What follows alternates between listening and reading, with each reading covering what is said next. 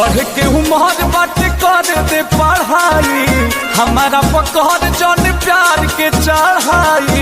हट ना होने रे, बढ़ के उम्र बाटे कर दे पढ़ाई, हमारा पकड़ जन प्यार के चढ़ाई।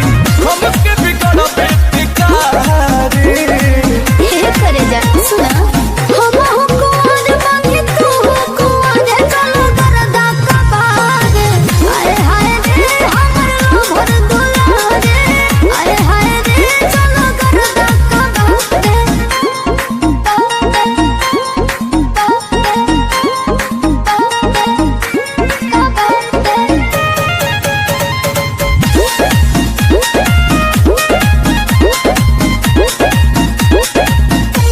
खेले के उमर बाटे कहता रुखाए के, गलती करब तो पड़ी गंगा नहाए के।